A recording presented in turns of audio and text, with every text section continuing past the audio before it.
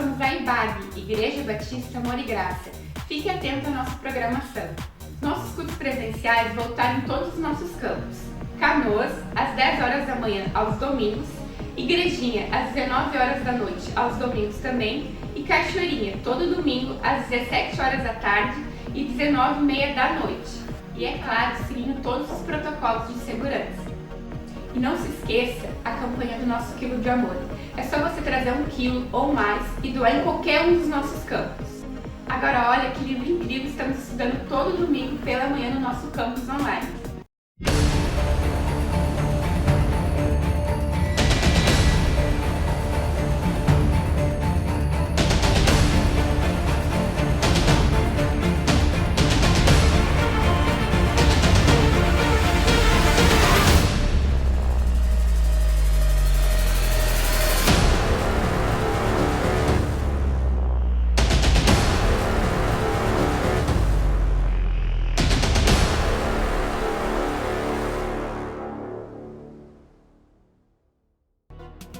A IBAG é uma igreja em células. Encontre-a mais perto da sua casa e participe. Você pode encontrar ela no nosso aplicativo ou pelo WhatsApp da secretaria. Às 15 horas de domingo, no nosso campus online, sempre temos atividades para a nossa criançada da IBAG Kids. E nesse mesmo horário, mas de forma presencial no campus Cachoeirinha, a nossa garotada do Start Up está reunida com muita diversão. Corre lá e baixe nosso app no seu celular e fique por dentro de tudo que acontece aqui na nossa igreja. Além disso, curta e compartilha todos os nossos conteúdos das nossas redes sociais. Um beijo e até a próxima!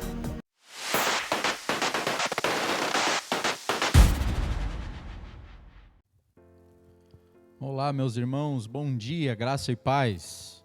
Meu nome é Rafael, sou um dos seminaristas aqui da IBAG e hoje estou aqui com você para a gente aprender um pouquinho mais sobre o livro de Romanos. Continuando nossos estudos, hoje a gente vai falar um pouquinho sobre o capítulo 13, sobre o que Paulo tem para nos ensinar através da palavra de Deus, o que fica para a gente aprender hoje. Então, espero que você tenha uma manhã maravilhosa, proveitosa desse estudo e que Deus venha abençoar sua vida. Vamos orar agora para a gente começar? Querido Deus e amado Pai, te agradeço, Senhor, por mais um dia de vida que nos concede. Muito obrigado, Senhor, pela oportunidade de poder ensinar um pouquinho da Tua palavra e também aprender também. E que cada um dos meus irmãos que estão assistindo essa live, Senhor, possam aprender um pouco mais da Tua palavra. Que essa palavra penetre nos seus corações, faça morada, Senhor, e mude as suas vidas. Mude as suas histórias, ó Pai, e que sirva, Senhor, de aprendizado e de orientação para a vida de cada um dos meus irmãos. Muito obrigado, Senhor, usa o teu servo para que fale somente a tua vontade, Senhor, a tua verdade desta palavra, Senhor. Muito obrigado, Pai, por este momento e continue com a gente nesta manhã, Senhor, em nome de Jesus. Amém. Então, Romanos capítulo 13, dando seguimento aos nossos estudos. Semana passada acabou os estudos de Romanos 12, onde o apóstolo Paulo abordou o nosso relacionamento com Deus, o nosso relacionamento com nós mesmos e com os nossos irmãos e os nossos inimigos. Então Romanos 12 falou um pouquinho sobre esses assuntos. Então hoje, no capítulo 13, ele vai falar um pouco mais sobre 3 relacionamentos. O relacionamento com as autoridades, com a lei e com o dia da volta do Senhor Jesus. Então, Paulo vai dar algumas regras de como viver na igreja. O apóstolo vai explicar no capítulo 13 como os cristãos podem praticar o seu cristianismo no mundo secular, político, né, e no nosso dia a dia.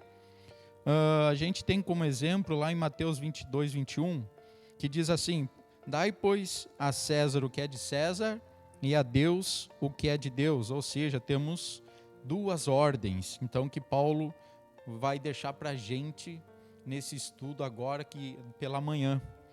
Vamos começar lá então.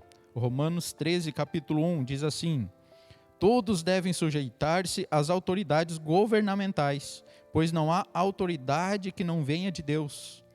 As autoridades que existem foram por ele estabelecidas.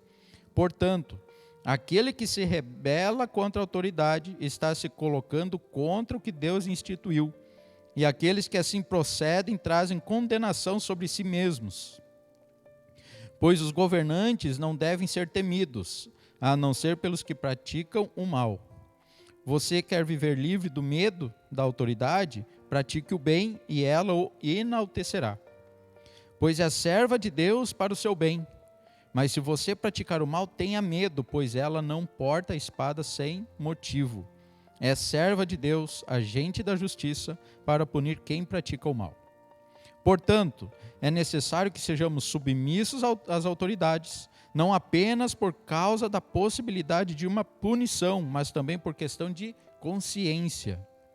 É por isso também que vocês pagam impostos, pois as autoridades estão a serviço de Deus, sempre dedicadas a esse trabalho. Deem a cada um o que lhe é devido, se imposto, imposto, se tributo, tributo, se temor, temor, e se honra, honra. Não devam nada a ninguém, a não ser o amor de uns pelos outros, pois aquele que ama seu próximo tem cumprido a lei. Pois esses mandamentos: não adulterarás, não matarás, não furtarás, não cobiçarás, e qualquer outro mandamento, todos se resumem nesse preceito: ame o seu próximo como a si mesmo. O amor não pratica o mal contra o próximo, portanto, o amor é cumprimento da lei. Façam isso, compreendendo o tempo em que vivemos. Chegou a hora de vocês despertarem do sono, porque agora nossa salvação está mais próxima do que quando cremos. A noite está quase acabando, o dia logo vem. Portanto, deixemos de lado as obras das trevas e revistamo-nos da armadura da luz. Comportemo-nos com decência, como quem age à luz do dia, não em orgias e bebedeiras, não em imoralidade sexual e depravação, não em desavença e inveja. Ao contrário, revistam-se do Senhor Jesus Cristo e não fiquem premeditando como satisfazer os desejos da carne. Então vamos começar falando um pouquinho sobre nosso relacionamento com as autoridades. Vamos estudar essa primeira parte do 1 até o verso 7. Então aqui Paulo menciona autoridades superiores, está referindo-se ao Estado, com seus representantes oficiais. Mas uma coisa importante aqui, que a gente precisa ter na nossa mente: Paulo não está defendendo aqui nenhum governo específico, mas afirma que o governo é uma instituição divina, constituída por Deus, instituída por Deus. Ou seja, o que a gente vai aprender não quer dizer que Paulo está defendendo um lado ou outro, vale para todo mundo. Sejam elas presidente, governador, senadores, vereadores, deputados, ministros, prefeitos e a polícia. Então, refere-se a pessoas chamadas magistradas, e não uma comparação de distinta de magistrados entre eles, não, é para todo mundo. Vale a palavra para todas as autoridades. Mais uma vez lembrando, Paulo não está colocando aqui que vai ser vale para um ou para outro, não, é para todos. Então vamos lá, é Deus quem levanta e depõe reis. É Ele que coloca no trono aqueles que governam e os tira do trono. É Ele quem governa o mundo e faz isso mediante as autoridades constituídas. Deus é um Deus de ordem e não de desordem. Ele institui o governo e não a anarquia. Então vamos lá. A igreja deve ser então a consciência do Estado, alertando sempre o seu papel, porque a autoridade das autoridades possui limites, ou seja, a autoridade, que é colocada acima lá dos poderes, ela tem limites. Ela não tem um poder absoluto. O poder absoluto é de Deus. Todos eles foram instituídos por Deus, então eles são limitados. Então nós, um povo de Deus, servos de Cristo, nós temos esse dever, essa consciência de alertar quando alguma coisa não está indo conforme a vontade de Deus, não está de forma correta. Ou seja, o Estado ele não é absoluto. Ele deve ser laico, jamais interferir no fórum íntimo das pessoas para escravizar as suas consciências. Então aqui a gente vai aprender alguns pontos abordados pelo apóstolo no texto. Então, em primeiro, a gente vai aprender sobre a origem da autoridade, sobre o qual Paulo destaca 3 pontos importantes. Então, a autoridade procede de Deus. Vamos lá, no verso 1, então, diz assim: todo homem esteja sujeito às autoridades superiores, porque não há autoridade que não proceda de Deus. Então, as autoridades que existem foram por ele instituídas, ou seja, lá na nova NVI fala, então, autoridades governamentais. E então, as autoridades que existem foram por eles estabelecidas ou constituídas por Deus, instituídas por ele. Então, aqui o apóstolo deixa claro que nenhum indivíduo está isento dessa sujeição.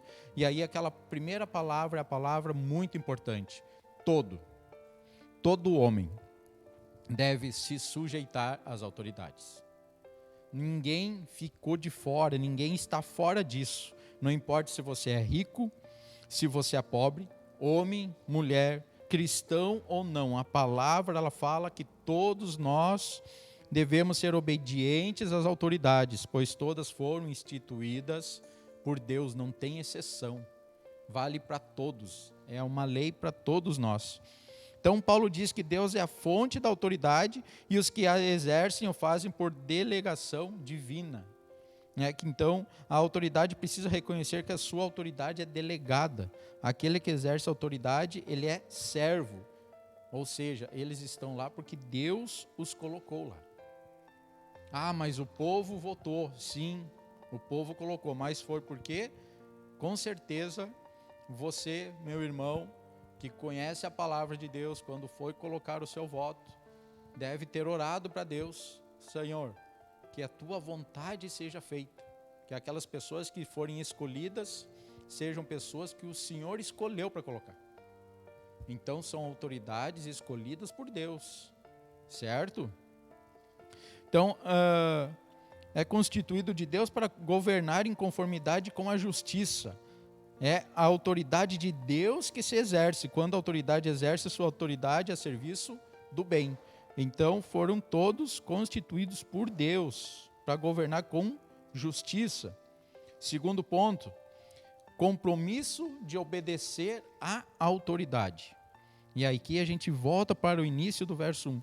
Todo homem esteja sujeito às autoridades. Então nós temos esse compromisso de obedecer. A atitude que devemos ter em relação às autoridades é de sujeição. Trata-se de uma sujeição que visa evitar a desordem e promover a paz, como convém no Senhor. O apóstolo ainda afirma lá no verso 5, que diz assim: portanto, é necessário que sejamos submissos às autoridades, não apenas por causa da possibilidade de uma punição, mas também por questão de consciência. É uma questão de consciência a gente ser submisso, ser sujeito às autoridades impostas para governar, o nosso Estado, o nosso governo. E essa obediência à autoridade tem um caráter inspirado não de temor ou medo. Sua obediência não se dá por medo de consequências, mas de consciência. Então você obedece por questão de consciência, pois aceita que a autoridade vem de Deus, e quando obedece à autoridade, você obedece a Deus. Então ela é uma consequência. Obedecer à autoridade está obedecendo a Deus. Agora, não, eu não obedeço à autoridade por causa da pessoa. Aí é uma outra situação. A gente aqui precisa entender que a autoridade que está lá foi instituída por Deus e nós devemos nos sujeitar a ela. Não a pessoa, mas as autoridades.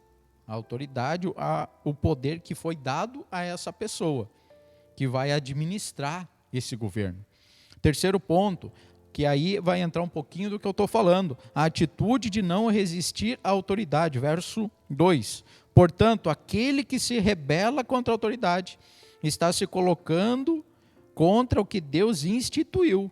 E aqueles que assim procedem trazem condenação sobre si mesmos.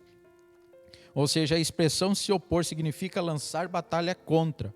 Então Paulo fala sobre uma resistência formal planejada, de propósito.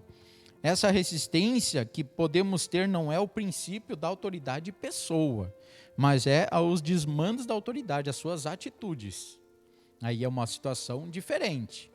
Não é contra a pessoa, mas é contra aquilo que ela está colocando como lei, como ordem, ou aquilo que ela está mandando. Aí é uma outra situação.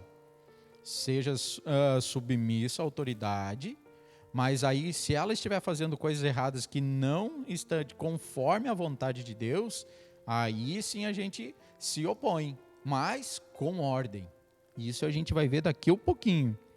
Então vamos lá. Quando a autoridade foge do seu caminho, quando deixa de ser ministro de Deus para fazer o bem e punir o mal, quando ela oprime, quando se corrompe, quando torce as leis e elabora leis injustas de opressão, quando cria meios de instrumentos para espoliar os fracos, quando suborna os tribunais, quando arrebata o direito do inocente, quando ama o luxo e esquece a fome e a miséria do povo a quem ele governa, quando promove a idolatria e o induz o povo a se desviar, quando colabora com a depravação moral, então esse governo precisa ser alertado. E aí entra o nosso papel, de alertar. Não é se colocar contra, não é ir para a rua e fazer baderna, fazer de vingança porque não gosta, porque está ruim, não. O nosso trabalho como os cristãos, servos de Deus, é alertar, mostrar que está errado, mas em ordem e decência. Da mesma forma como lá no passado, João Batista alertou o rei Herodes, como os apóstolos alertaram o sinédrio judaico. Então o povo de Deus não pode, a título de obediência, ser colaboracionista ou conivente com essa opressão, com a corrupção e a maldade. Não, está vendo que está tudo errado, há maldade e corrupção no meio, não, mas foi Deus que colocou, agora eu faço parte disso. Não. Aí a gente tem o dever de alertar que as coisas estão acontecendo de maneira errada. Então, quando o governo se desvia da sua rota e se rebela contra a autoridade de Deus, criando leis contrárias às leis de Deus, a desobediência civil se torna um dever cristão. Então, precisamos resistir como as parteiras hebreias. Lembra lá de Êxodo 1:17? Diz assim: todavia, as parteiras temeram a Deus e não obedeceram às ordens do rei do Egito. Deixaram viver os meninos, ou seja, elas defenderam um valor maior que é a vida, porque elas temeram a Deus. Então, qual era a ordem? Matar todas as crianças. O que elas fizeram, não. Não é isso que Deus quer. Então, elas temeram a Deus, então por isso elas desobedeceram. Então, elas defenderam a vida, que era a vida daquelas crianças. Estão entendendo? Não é a pessoa, mas é contra as leis colocadas pela autoridade que está no poder. Também a gente aprende que precisamos resistir como Mesaque, Sadraque e Abednego.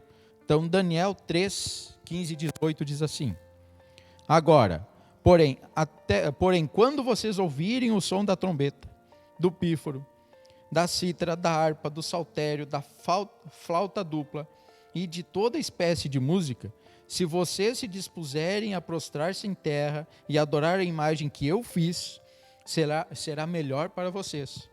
Mas, se não a adorarem, serão imediatamente atirados numa fornalha em chamas, e que Deus poderá livrá-los das minhas mãos?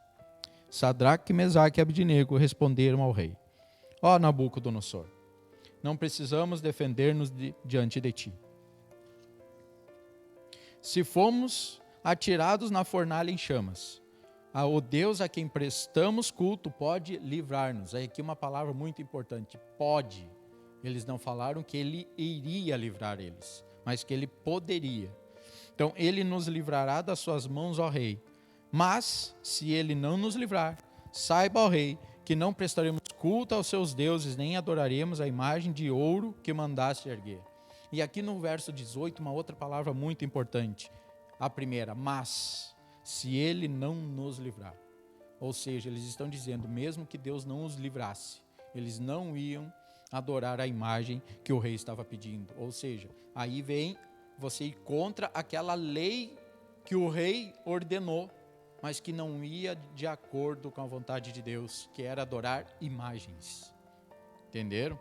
Então, Atos 5:29 também fala assim: antes importa obedecer a Deus que aos homens.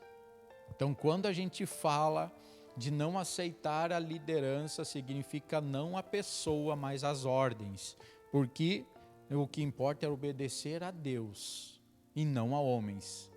Então a gente precisa ter consciência da atitude também que nós estamos tendo em relação às autoridades. Porque tem pessoas que não gostam de autoridades X ou Y, mas por causa da pessoa.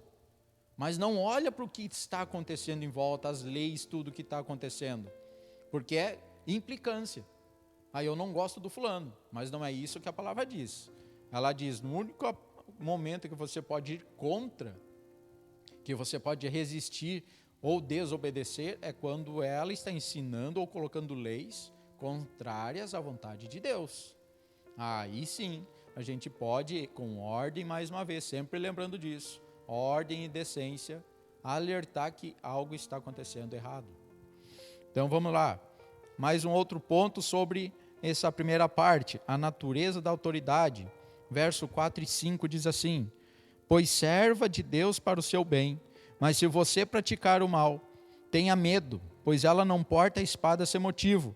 É serva de Deus, agente da justiça, para punir quem pratica o mal. Portanto, é necessário que sejamos submissos às autoridades, não apenas por causa da possibilidade de uma punição, mas também por uma questão de consciência. Então aqui os magistrados, no 4, eles precisam entender a sua vocação, o seu chamado, o seu ministério. Eles são homens vocacionados por Deus, são ministros de Deus, representantes dele. Então, se a autoridade está sob a autoridade de Deus, o seu poder não vem de si mesmo, e eles não são absolutos, não governam a parte de Deus, sem a direção de Deus, sem reconhecer a soberania de Deus e a sua justiça. E isso eles precisam entender, que eles estão lá porque foram colocados por Deus e devem governar conforme a justiça de Deus. Então, não governarão bem sem conhecerem a ética de Deus, os valores de Deus e os propósitos e a palavra de Deus. Mas como que a autoridade vai fazer isso? Buscando conhecer a palavra. A palavra está em todos os lugares. Servos de Deus têm todas as partes prontos para ensinar a palavra de Deus.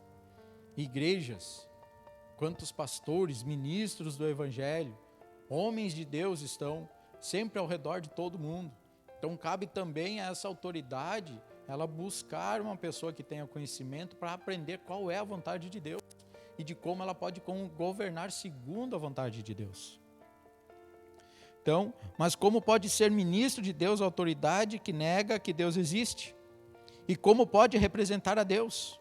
Como a autoridade que descrede Deus pode agir em seu nome? Com certeza muitas pessoas devem fazer essa pergunta quando olham para os seus governantes e veem que as coisas estão indo errado, devem se perguntar, mas como que essa pessoa vai governar? Se ela está em desacordo com a vontade de Deus, ela não acredita em Deus, como que ela pode ter sido instituída por Deus? Então, como explicar isso? Como explicar essas autoridades estarem no poder? Então, lá em Oséias 13:11 diz assim: dei-lhe um rei na minha ira, e o tirei na minha indignação. Ou seja, muitas autoridades, em alguns momentos, podem ter sido colocados, porque Deus tem olhado o seu povo e tem visto que mesmo seus servos têm tido atitudes que desagradam a Deus. E aí então Deus coloca essas autoridades para abrir os olhos dos seus servos. Mas ele também fala, e eu tirei na minha indignação. No tempo dele, ele retira, no momento que ele quiser. Tá certo? Então a autoridade constituída também tem duas finalidades muito importantes e fundamentais para o progresso da paz e da sociedade. Primeiro ponto sobre uma dessas duas finalidades, promover o bem. Então o objetivo do governo civil não é promover o bem-estar dos governantes, mas dos governados. Eles são ordenados e investidos de autoridade a fim de agir como terror para os malfeitores e louvor para aqueles que fazem o bem. Ou seja, Paulo disse que devemos detestar o mal e apegar-nos ao bem. Isso está lá em Romanos 12:9. Ele também fala que não devemos deixar-nos de vencer pelo mal, mas vencer o mal com o bem. Então aqui ele descreve o papel que cabe a cada estado com respeito ao bem e o mal. O papel do estado é promover o bem e coibir o mal. Então isso fala ali no verso 4. E a autoridade também é ministro de Deus para o nosso bem. O nosso bem espiritual, como diz na Bíblia, lá em Salmos 33:12. Feliz a nação cujo Deus é o Senhor.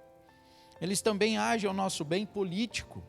O objetivo do governo não é promover o bem-estar dos governantes, mas dos governados.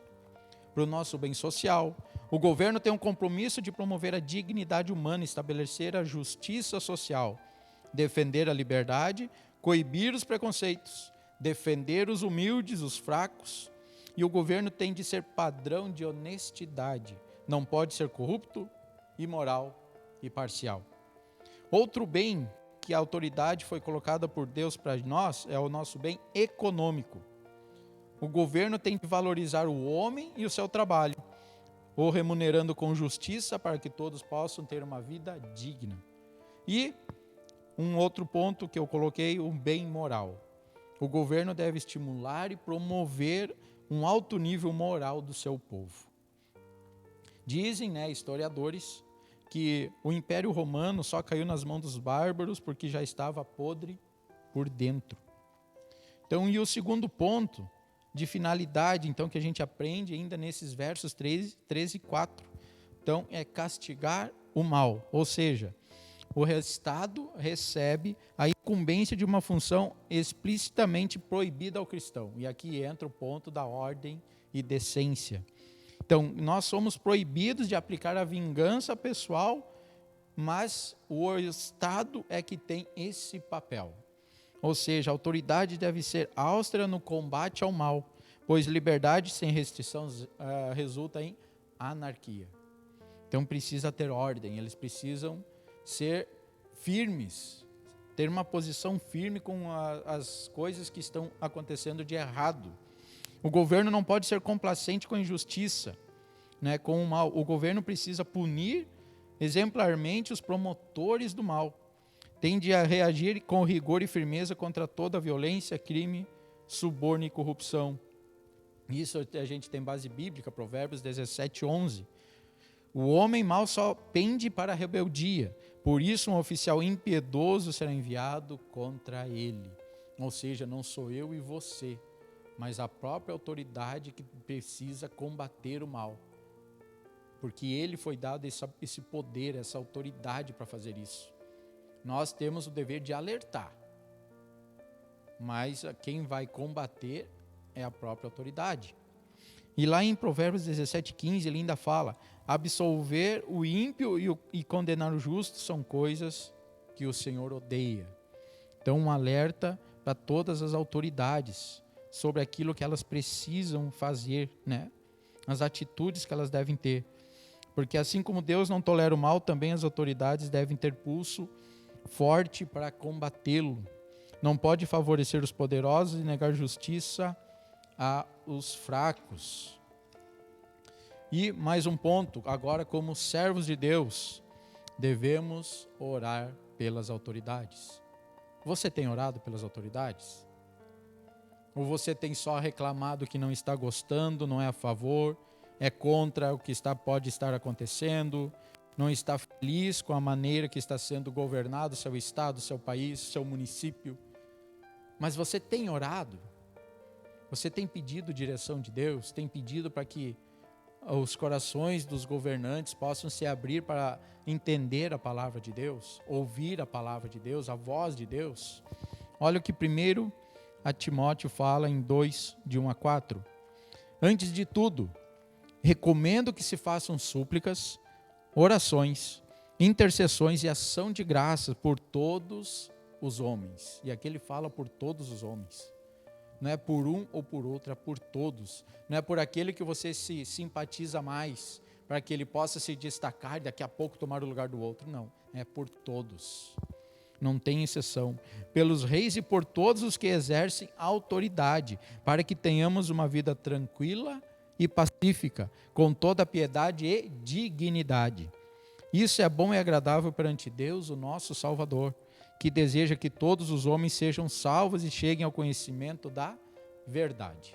Então é desejo de Deus que todos venham a ser salvos. E é o nosso dever como servos de Cristo orar por todos esses homens, por todas as autoridades, independente de partido político, se você tem simpatia ou não, é nosso dever orar por todos, porque é desejo de Deus que todos venham a ser salvos. Então devemos honrá-las, obedecer e pagar-lhes tributos, mas devemos também confrontá-las se desviarem da verdade, enquanto a autoridade governa sobre o governo de Deus e o representa. Então somos a consciência do Estado e devemos chamá-lo a voltar-se ao seu papel sempre que ele perder o rumo de sua caminhada. Então, o nosso dever de alertar, mas, como foi falado antes, é o dever da autoridade combater a corrupção, né? Então, outro ponto, nosso dever para com a autoridade, e lá no verso 6 e 7 diz assim: é por isso também que vocês pagam impostos, pois as autoridades estão a serviço de Deus, sempre dedicadas a esse trabalho. Deem a cada um o que lhe é devido, se imposto, imposto, se tributo, tributo, se temor, temor, e se honra, honra. Então, o cristão é um cidadão de dois reinos, é cidadão do mundo e cidadão do céu. Então, deve obediência ao Estado e obediência a Deus. A sua obediência ao Estado é delimitada por sua obediência a Deus. Conforme você obedece a Deus, obedece ao Estado. Agora, se você não obedece a Deus, você não vai obedecer ao Estado. Ou se você não obedece ao Estado, está em desacordo e não está obedecendo também a Deus. Então, as obrigações do cristão para com o Estado, elas são estabelecidas por Deus, está na palavra dele. É o próprio Deus que nos ordena a pagar o Estado, tributo e imposto, tratando as autoridades com respeito e honra. Então, se você conhece alguém que fala, eu não vou pagar imposto, eu não vou pagar taxa porque isso é errado, porque não devo pagar, a palavra está dizendo, imposto, imposto, tributo, tributo, e honra, a honra. É o nosso dever, como cristão, pagar. Né? Porque Deus vai se acertar com essas autoridades, se está cobrando certo ou errado. E aí entra mais uma vez. Estamos aqui para alertar, mas não para fazer desordem, barulheira, quebrar tudo porque está ruim, porque está errado. Não é assim. Primeiro, cumpra o que a palavra está dizendo. Então, uma vez que o Estado precisa prover certos serviços, e esse tem o seu custo, é absolutamente legítimo que o Estado cobre impostos. Então aqui vem uma ordem para a gente. Então, entretanto, o governo não pode se exorbitar dessa função, sobrecarregando o povo com pesados e abusivos impostos. Então, aí vem um alerta da sociedade sendo direcionada por Deus para alertar, ei, está errado, está certo? Então, poucas as vezes os profetas de Deus condenaram os reis por esse abuso e anunciaram sobre eles o justo juízo de Deus. Então, se por um lado temos responsabilidade para com o Estado, e por outro lado o Estado tem responsabilidade comigo e com você. Segundo ponto, então, nosso relacionamento com a lei. 8 a 10, diz assim: não devam nada a ninguém, a não ser o amor uns pelos outros, pois aquele que ama o seu próximo tem cumprido a lei. Pois esses mandamentos: não adulterarás, não matarás, não furtarás, não cobiçarás, e qualquer outro mandamento, todos se resumem neste preceito: ame o seu próximo como a si mesmo. O amor não pratica mal contra o próximo, portanto, o amor é cumprimento da lei. Então aqui a gente vai falar agora um pouquinho do relacionamento com essa lei. Então a gente aprendeu antes o dever com a autoridade, como servos de Deus. E agora a gente vai aprender um pouquinho sobre o nosso relacionamento com a lei. E aqui então Paulo faz uma transição da nossa relação com o Estado.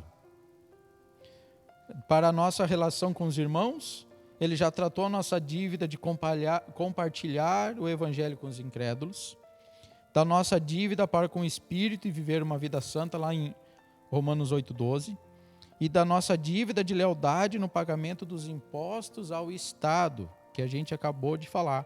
Então agora ele vai tratar de uma dívida que dificilmente a gente vai conseguir pagar, que é a dívida do amor. Porque a gente nunca vai amar o suficiente, né? Estamos sempre aquém dessa exigência. Sempre vamos ficar devendo o amor.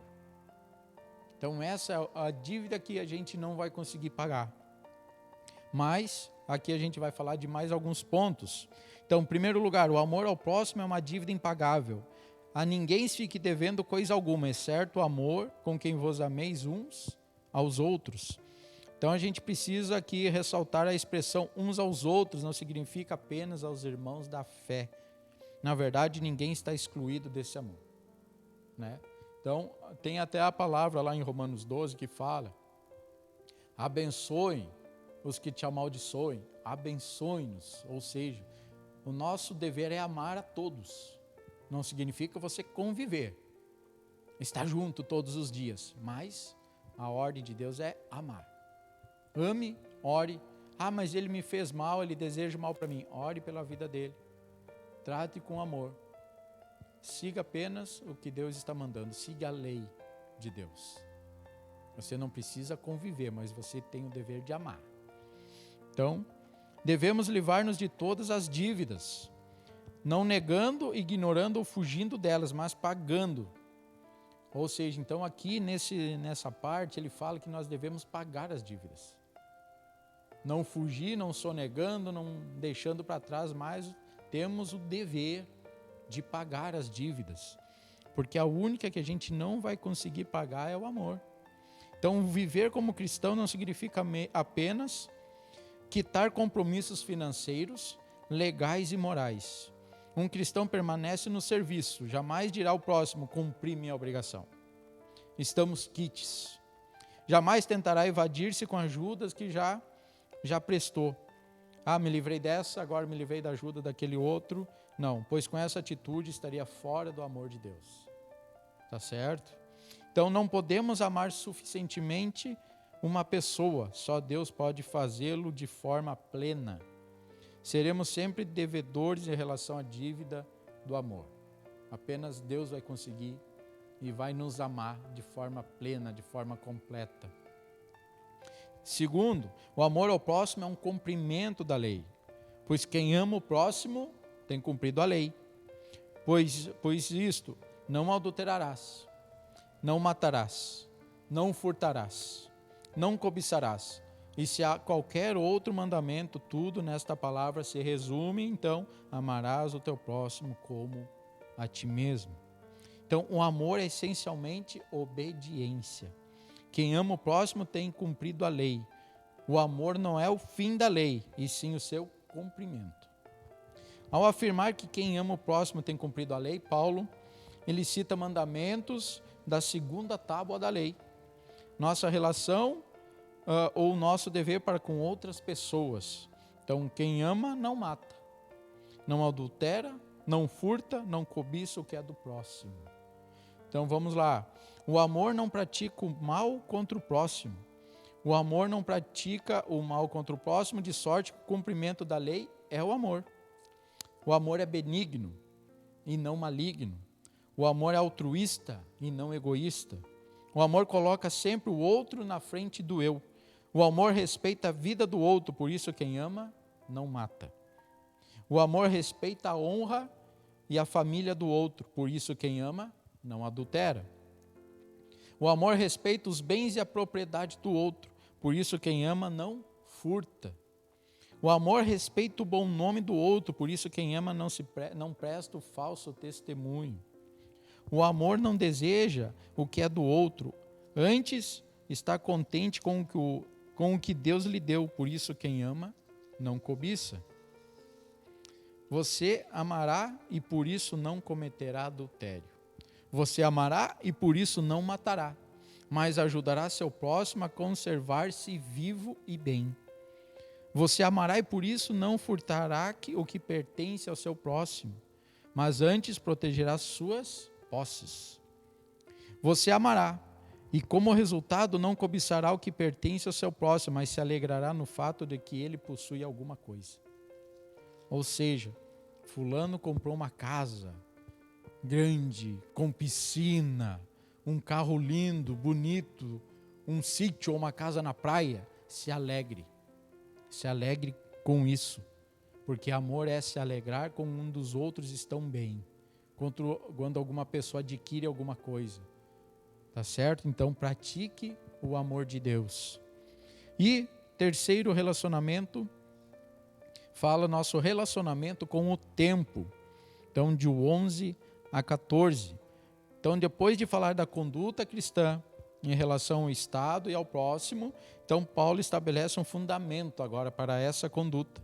E tem duas verdades que ele destaca: o discernimento do tempo em que vivemos e o discernimento da conduta apropriada que devemos ter nesse tempo.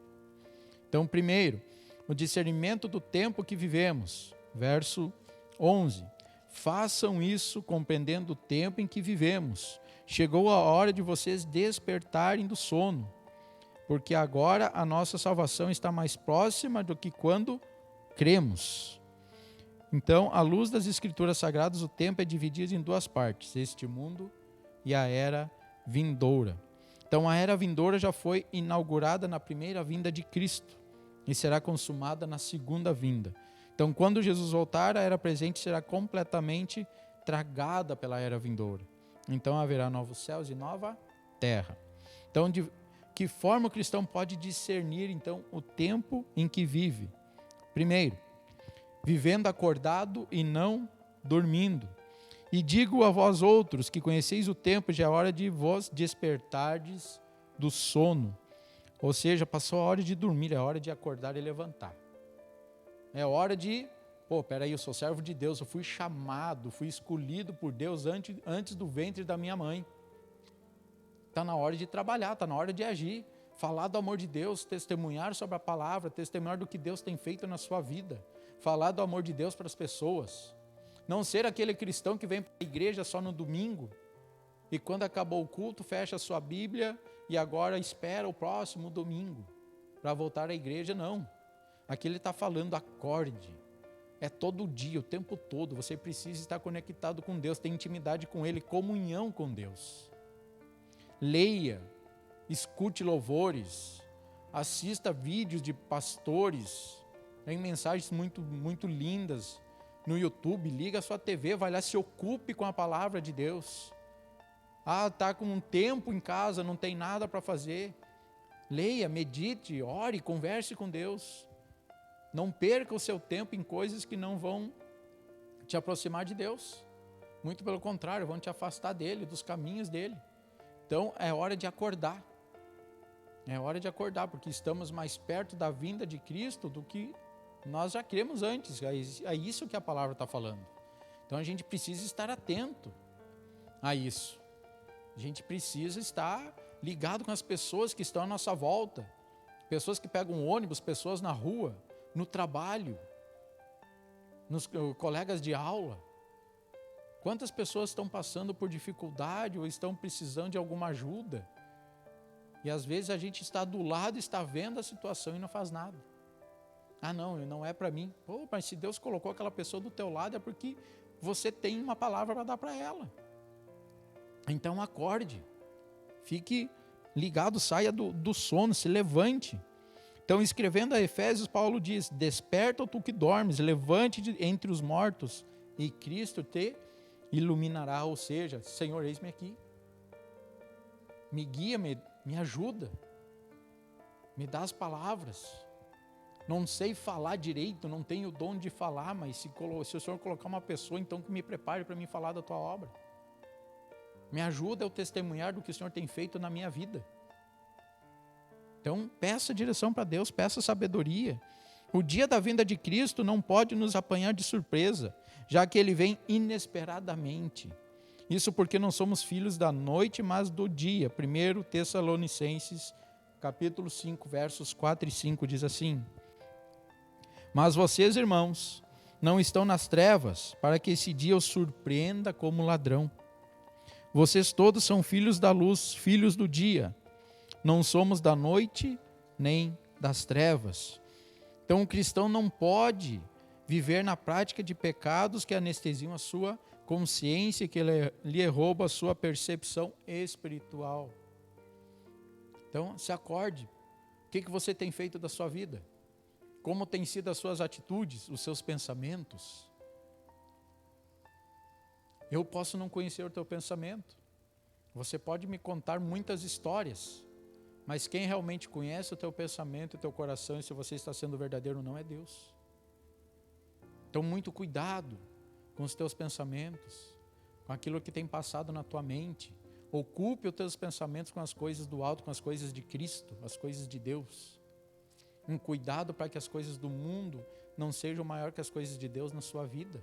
As tuas atitudes, quando você sair na rua, as tuas atitudes mostram para as pessoas que você é um servo de Deus? Ou mostram para as pessoas que você é apenas uma pessoa ao meio delas e que não faz diferença nenhuma? Então, muito cuidado com as suas atitudes, com a tua vida. Segundo, vivendo na expectativa da glorificação, porque a nossa salvação está agora mais perto do que quando, no princípio, cremos. Isso está lá no verso 11 também. Então, Paulo faz do termo salvação nesse versículo, alude à glorificação. Hoje estamos mais perto da segunda vinda de Cristo do que quando no início cremos. 3. Vivendo na expectativa da segunda vinda de Cristo. Vai alta noite, verso 12, e chegando o dia. Então, à noite o velho tempo das trevas está bem avançada, de forma que está quase acabando. O dia da volta de Cristo logo vem. Está batendo a porta. Não sabemos o dia em que Jesus virá. Devemos viver preparados para que este dia não nos pegue de surpresa. Se prepare, esteja atento. Então, outro ponto, precisamos discernir a conduta apropriada que devemos ter nesse tempo. Lá do verso 12 ao 14. Portanto, deixemos de lado as obras das trevas e revistamo-nos com a armadura da luz. Comportemo-nos com decência, como quem age à luz do dia, não em orgias e bebedeiras, e não em imoralidade sexual, e depravação, e não em desavença e inveja. Ao contrário, revistam-se do Senhor Jesus Cristo e não fiquem premeditando como satisfazer os desejos da carne. Então, Paulo usa 3 imperativos nessa passagem. Primeiro, deixemos, revistamos e andamos. Esses 3 verbos governam o pensamento do apóstolo. Vamos lá então ao primeiro. Deixemos as obras das trevas. Deixemos, pois, as obras das trevas e revistamo-nos das armas da luz. Ou seja, não basta estarmos acordados. Precisamos despojar das obras das trevas, ou seja, deixar o velho homem, as coisas do mundo de lado. Então, não é suficiente apenas tirarmos as vestes noturnas. Precisamos vestir-nos das armas da luz, da palavra de Deus. Então, a gente vive num campo de batalha diariamente. E precisamos estar preparados para isso o tempo todo. Então, deixe as coisas das trevas e vivam nos caminhos da luz, nos caminhos de Deus. Segundo, andamos como filhos da luz. Andemos dignamente como em pleno dia, não em orgias e bebedices, não em impundícias e dissoluções, não em contendas e ciúmes. Então, Paulo passa da vestimenta agora ao comportamento. Então, aqui Paulo lista os pecados em 3 partes, tratando da falta de controle nas áreas da bebida, sexo e relacionamento. Então, o primeiro, orgias. Vem da palavra grega komos, traduzido por orgias. Originalmente se referia a uma banda formada de amigos que acompanhava um vencedor desde os jogos até a sua casa, cantando seus louvores e celebrando seu triunfo. Logo, passou a significar uma cuidadosa banda que varava as noites com músicas. Finalmente veio a significar a classe de pessoas que degrada um homem e há um mal para os demais. Ou seja, então as orgias e as farras não raro são promovidas com luxo pecaminoso, gastança, imoralidade, e essa atitude não é digna de um cristão. Segundo, bebedices. A palavra grega met descreve a pessoa que é dominada pela bebida e se entrega à embriaguez. Os gregos eram grandes bebedores de vinho. Seu café da manhã era pão molhado no vinho. Então a embriaguez é um vício. Um copo pede pelo seguinte, até que a sociedade toda esteja alcoolizada e os controles normais estejam desligados. Segundo, ou terceiro, impundícias ou imoralidade sexual. A palavra grega koite significa literalmente cama. Trata-se do desejo da cama proibida, ou seja, da pessoa que não dá valor à fidelidade e busca o prazer acima do dever. Então é uma referência à sexualidade sem dignidade. Próximo ponto, dissoluções ou depravação. A palavra aseugeia é uma das mais feias do idioma grego. Não só descreve a imoralidade, mas também um homem que perdeu a vergonha. A maioria das pessoas tentam encobrir seus pecados, mas o homem em cujo coração é perverso e corrupto já não tem mais pudor e nem se importa com os escândalos. E contendas e desavenças. A palavra grega eris refere-se ao espírito que nasce na disputa pelo desejo de posição, poder ou prestígio, ou seja, a aversão de ser superado. Trata-se de egoísmo e é o oposto do amor. E por fim, ciúmes. A palavra grega zelos não é necessariamente má em seu significado, porém não é zelo pelo bem, mas ciúme, inveja e o tipo de espírito que não se contenta com o que tem e inveja o que os outros têm. E terceiro ponto, revistamo-nos do Senhor Jesus. Mas revesti-vos do Senhor Jesus Cristo, e nada disponhais para a carne no tocante às suas concupiscências. Em vez de viver premeditando como satisfazer os desejos da carne, o cristão deve revestir-se do Senhor Jesus Cristo, tornando-se semelhante a Ele. Então, todos os deveres cristãos estão incluídos no revestir-se do Senhor Jesus e ser como Ele, tendo aquela semelhança de temperamento, conduta e estar intimamente unido a Ele pelo Espírito Santo. A salvação é do pecado para a santidade. Devemos andar como Jesus andou, falar como Jesus falou, agir como Jesus agiu, sentir como Jesus sentiu. E devemos dominar a nossa cabeça até os pés. Então, revista-se do Senhor Jesus. Obedeça às autoridades. Obedeça a palavra de Deus. Seja obediente. Ame o teu próximo. Mas tudo isso você só vai fazer se você se revestir do Senhor Jesus. Se você tiver intimidade com Ele. Se você tiver comunhão com Cristo. Se você buscar a Deus todo o tempo, em todos os momentos. Procurando, pedindo sabedoria. Pedindo entendimento para discernir o certo do errado. Só assim você vai conseguir enfrentar o dia a dia. E vai ser testemunho para outras pessoas. E lembrando também o que a gente estudou. Não viva dormindo, mas acorde, se prepare. Não sabemos o dia da vinda. Então esteja preparado. Todos os dias, a cada momento, a cada instante. Espero que essa manhã você possa ter aprendido um pouquinho sobre Romanos capítulo 13. Que esta palavra possa ter abençoado a sua vida. Possa fazer diferença na sua vida por onde você for. E que faça morada no seu coração. E que você use desse pequeno aprendizado de hoje para fazer a obra de Cristo em todos os lugares. Convidar você a fechar os teus olhos para que a gente esteja orando nesse momento. Querido Deus, nosso Pai, te agradeço, Senhor, por essa oportunidade de falar um pouquinho mais da Tua Palavra.